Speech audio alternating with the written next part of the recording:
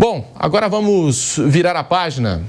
Vamos falar do São Paulo Futebol Clube. O São Paulo que arrancou um empate contra o Sport em Recife pelo Campeonato Brasileiro. O Hernan Crespo fazendo a gestão de energia no São Paulo, de olho no confronto desta terça-feira contra o Atlético Nacional pela Libertadores da América. O jogo de volta é importantíssimo. O São Paulo, diante do seu torcedor, precisa de uma vitória para avançar de fase na principal competição de clubes do continente.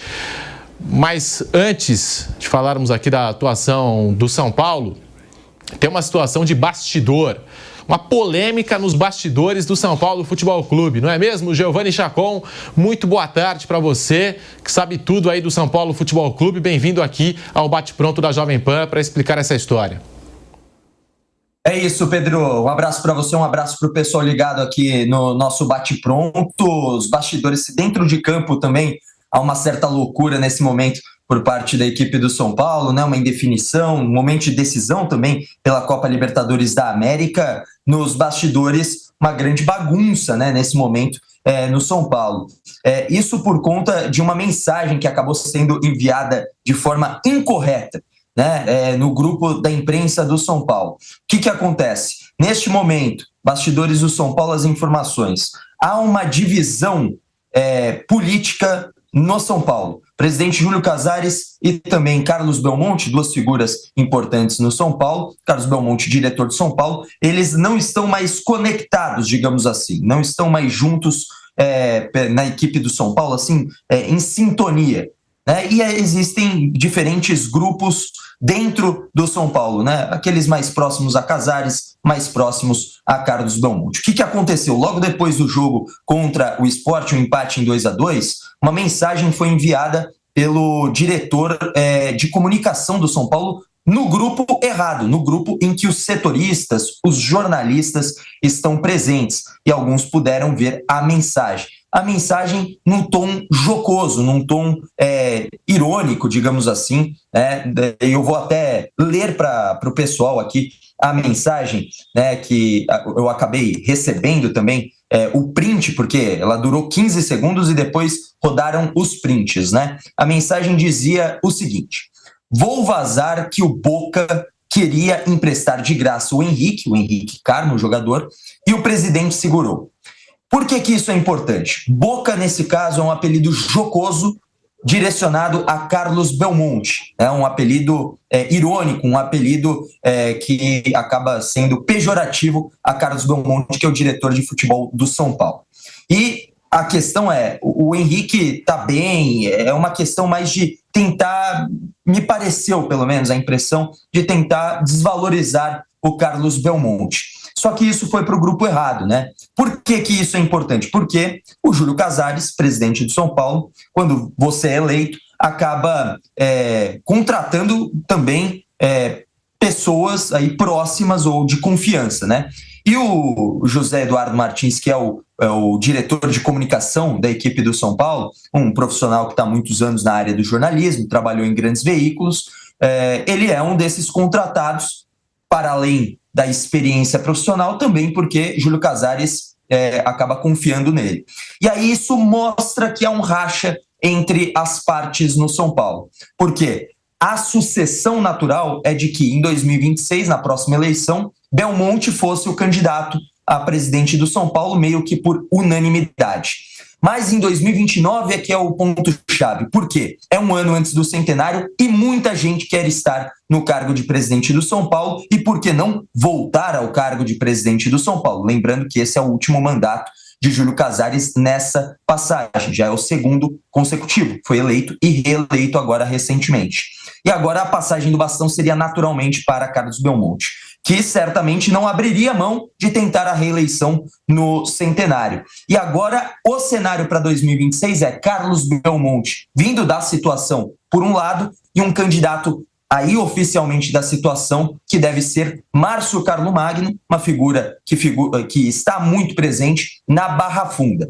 Então isso mostra um racha, por quê? Uma mudança no comando de presidente, também há uma mudança em alguns cargos menores, mas também de importância, e por que não de diretor de comunicação do São Paulo. Então alguns bastidores que escancaram que às vezes a bagunça dentro do campo também vem por conta dos bastidores, das direções e tudo mais. Uma piada jocosa que acaba mostrando que essa relação interna às vezes não é tão positiva assim.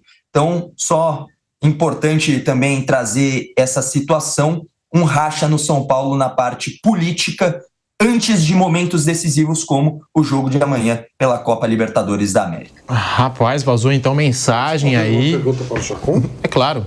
Vai lá, Flávio. Ô, Chacon, o Belmonte trabalhou muitos anos aqui na PAN e o apelido dele não era Boca. O que é essa história de Boca aí?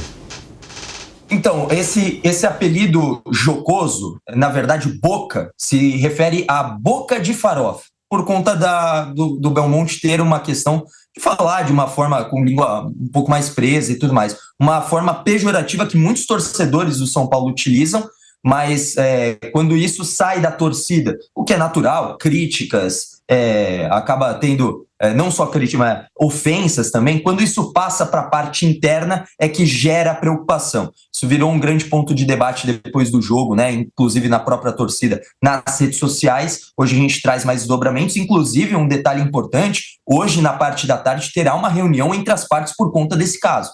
Né? Se vai ter uma definição sobre desligamento, sobre acerto, muito provavelmente a gente vai saber depois do jogo de amanhã, então nos próximos dias. Mas é um apelido jocoso, boca de farofa, por conta dele falar com a língua presa, né? Então é um assunto que acaba sendo meio que de bastidor, um pouco meio de fofoca, mas é importante da gente entender, porque essa bagunça nos bastidores acaba muitas vezes refletindo o que vem no campo. Não necessariamente no desempenho dos jogadores, mas por que um time tem jogadores que muitas vezes são contratados sem necessidade, ou aquele que não é tão bom assim, mas foi gasto uma grande verba em cima desse jogador. Enfim, uma situação curiosa e que pode acarretar em algumas mudanças nos próximos dias. Flávio Prado, Vampeta, Bruno Prado, essa informação que trouxe o Giovanni Chacon ao vivo aqui no Bate Pronto.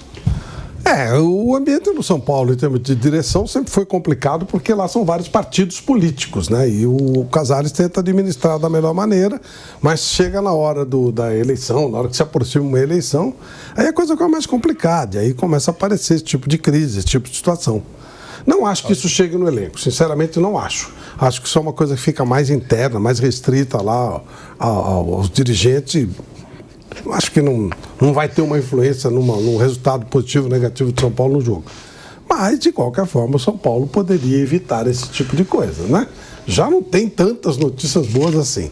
Ainda dá um argumento desse para os outros, não tem jeito, né? Você gostou do apelido, Wander? Boca, é Boca. Boca de farofa. Você gostou? Olha lá, a notícia saiu aí, ó. Fumaça, vida fumaça? Arruma confusão quando não tem, né? Tá tudo sossegado em tese aí, enfim.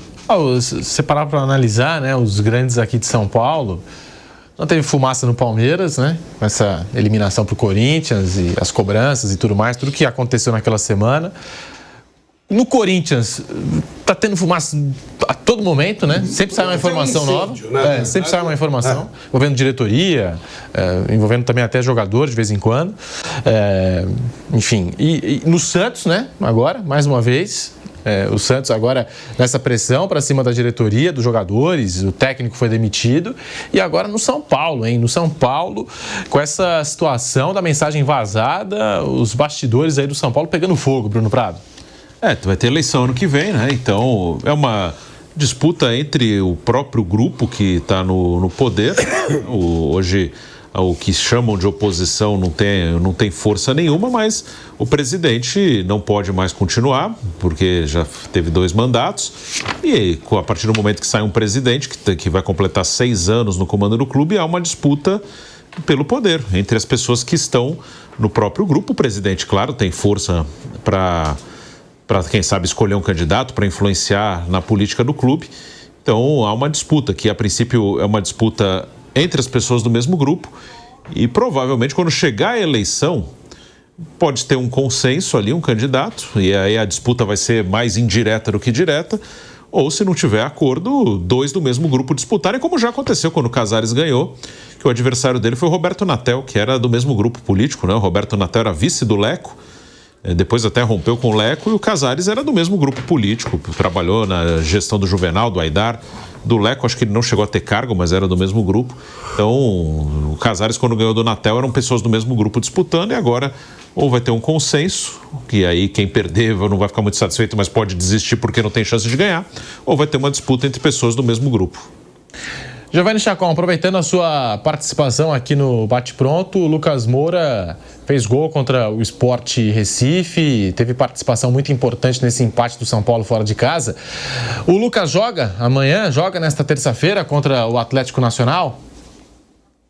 Então, essa é a grande dúvida, né, para o torcedor, se o Lucas estará 100% à disposição aí para o técnico Hernan Crespo, né? A expectativa é que ele atue, de fato, mas não necessariamente começando entre os 11 iniciais. Há uma expectativa ainda da definição no treinamento de hoje, e é um papo que só a questão da condição física, só o Lucas dizendo para o Crespo se está com condição ou não, é que vai ter uma clareza maior se ele começa jogando ou não. A ideia muito mais passa pelo meio-campo, a volta do Alisson e do Marcos Antônio como titulares da equipe, e aí uma dúvida, quem é que faz esse terceiro elemento do meio-campo, já que o São Paulo vem utilizando 3 zagueiros e não mudará isso de forma alguma para essa partida contra o Atlético Nacional. Outro jogador que, obviamente, teve o descanso e volta para a partida é o Rafael. Algumas dúvidas nessa equipe titular do São Paulo para amanhã, mas a tendência é de que o Lucas comece no banco de reservas e atue pelo menos metade do jogo, saindo do intervalo. Eu acho que é uma boa projeção do que será o Lucas nessa partida, mas se tiver 100% fisicamente, tiver essa conversa com o Crespo, ficar definido para começar já jogando, há uma possibilidade, mas mais remota. Jogar ele vai, mas saindo do banco de reservas é a maior probabilidade. O Lucas que voltou a marcar desde fevereiro, né, quando fez aquele gol no Santos, e antes do jogo contra o Santos já tinha feito 2 no Corinthians, né? Então quebrou esse jejum, um jogador importante, um dos protagonistas desse São Paulo, tá de volta, até falou na entrevista, tá 75%, 80%, e a gente vai projetar bastante, né, esse jogo São Paulo e Atlético Nacional, o bate-pronto desta terça-feira, vai falar bastante do São Paulo Futebol Clube. Muito obrigado pelas informações, Giovanni Chacon. Valeu, um abraço Pedrinho. Fica aí o convite para a galera amanhã, já muito debate. Amanhã a partida, definição se o São Paulo avança ou não na Copa Libertadores da América. Tamo junto. Tem a transmissão da Jovem Pan a partir das 19 horas com o nosso pré-jogo especial, a emoção da bola rolando para São Paulo e Atlético Nacional da Colômbia.